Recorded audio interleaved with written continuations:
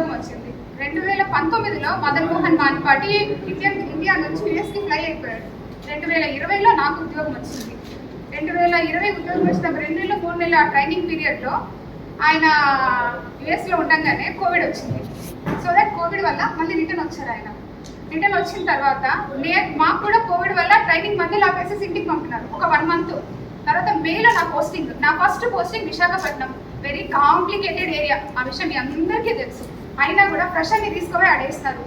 అప్పుడున్న గవర్నమెంట్ కానీ ఏదైనా కానీ ఆ గవర్నమెంట్లో మేము వచ్చున్నాము.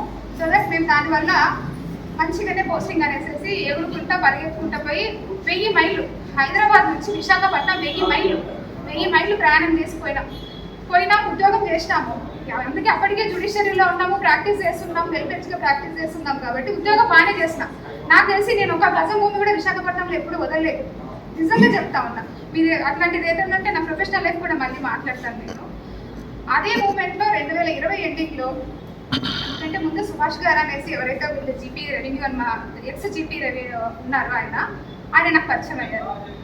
ఆ మూమెంట్లో వైజాగ్లో చిన్న ఇన్సిడెంట్ కూడా జరిగింది. మీడియా అందరికీ కూడా తెలిసిందే. పుష్పవర్ధన్ అనే నా కొలీగే, కాకపోతే ఏంటంటే వచ్చి కూర్చున్న సీటు సుపీరియర్ సీట్లో కూర్చున్నారు. ఆయన కార్ పంపించి డిన్నర్కి రామ్మ అనిపించాడు. ఎందుకంటే ఎవరు లేడు కదా, నాకు ముందు వెనక ఎవరు లేరు కాబట్టి రామ్మ అంటే నువ్వు ఎవరు రాని అనుకో వచ్చేదానికి కానీ పోయి వాడి మీద ఇసుక పోసిన కరెక్టే, అది మీ అందరికీ తెలుసు. ఎందుకు పోసినా మీ అందరికీ కూడా తెలుసు. సరే అయిపోయింది. ఆ మూమెంట్లో నాకు చేయి పట్టుకొని నడిచింది సుభాష్. నా పర్సన్స్ అన్నీ ఆయనకు చెప్పిన, ఆయన పర్సన్స్ అన్నీ నాకు చెప్పినారు. సో మేమిద్దరు ఇష్టపడే పెళ్లి చేసుకున్నాం. అప్పటికి ఆయన పెళ్ళి అయింది, ఆ భార్యతో విడిపోయి ఉన్నాడు, ఒక పాప ఉనింది.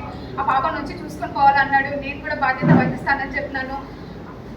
సో నా పిల్లల గురించి కూడా ఆయనకు చెప్పిన, నా ఎంటైర్ స్టోరీ ఆయనకు చెప్పిన. ఆయనకు నచ్చింది, నాకు నచ్చింది, మా అత్తకి మా అత్తకి నచ్చింది, మా మావయ్య గారు లేరు, మా వదిన ఉన్నారు, వాళ్ళ ఫ్యామిలీకి నచ్చింది. నేను 2021 వరకు వైజాగ్లోనే ఉన్నా. 2022 నేను విజయవాడ ట్రాన్స్ఫర్ చేయించుకున్నా.